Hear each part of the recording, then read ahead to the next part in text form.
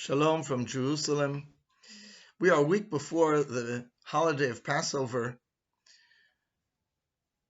In our prayers, we call this holiday the holiday of our freedom.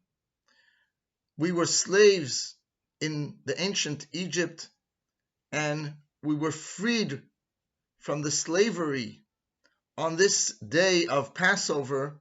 So therefore, we commemorate this holiday as the holiday of our freedom. Freedom is a global concept that people realize is important. Everybody understands and wants to have freedom.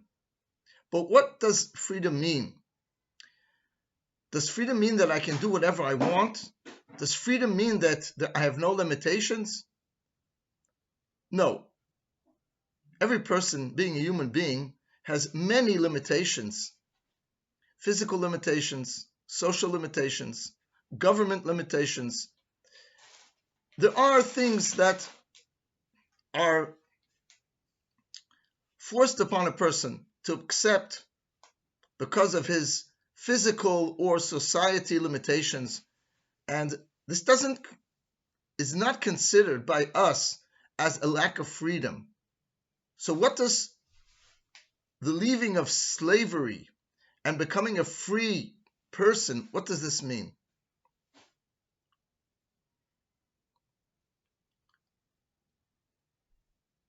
Freedom is a concept that a person is living to his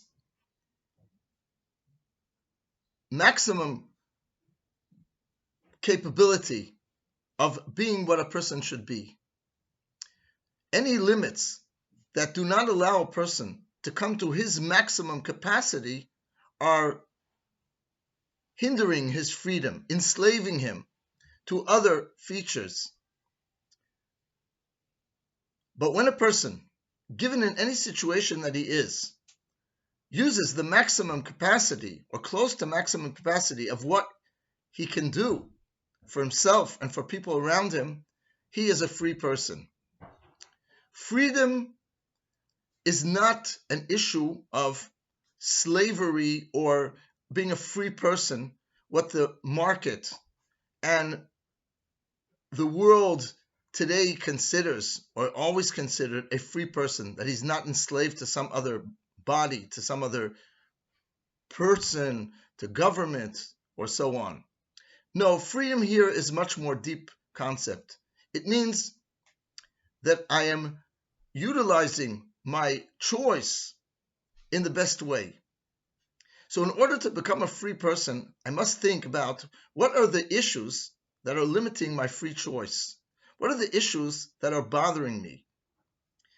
Now, there are physical problems that limit a person, but when looking into these physical issues and physical limitations, one comes very fast to understand that these are limitations that God, the Creator and the Governor of the world, put a person in. So that's what I'm supposed to live. I'm supposed to be a soul in a body, in a given time, in a given space, under different physical limitations that I cannot escape, and maybe I should not escape, and I don't want to escape, I want to live. These limitations and this framework of a human being in this world is not hindering his freedom. This doesn't mean that he is not a free person. So the meaning of a free person is that I am doing to the best of what I am best capable of doing, and I'm living my best and using the powers invested in me, in my intellectual powers, into my emotional powers, into my powers of speech, thought, deeds. I'm using them to the best. That is called a person is a free person. This is the concept of the holiday of Passover, the holiday of freedom. The Jewish people left Egypt. They not only left Egypt from being enslaved to Pharaoh, and now they were a free nation. They left the whole environment of being enslaved to concepts that a person doesn't want, that they're not the true person. The concept of a slave is that he has no ownership over himself. He's owned by another person, and he's being told and forced to do things that maybe, or most times, he's not interested in doing. That's called a person. This person is called a slave. But we can be slaves to our own problematic sides of personality, of our own evil inclination. I have bad thoughts and bad wishes towards my friends, and I am enslaved by them to act wickedly, not correct towards my friends. So I'm also a slave. I'm a slave to some bad emotions that I have. So being a free person means to elevate oneself and to choose between the different types of emotions and when and how to use them, to choose the right act, the right behavior for the right time. When I meet a person, I have to be kind. I have to choose how to be kind to him and what to listen and what can I help him. When I'm by myself, I have to think, what can I do that I should be a better person?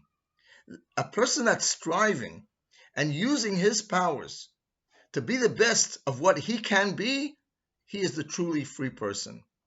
Not trying to imitate some other person, not trying to imitate some other theoretical human being that might be. No, that's not you.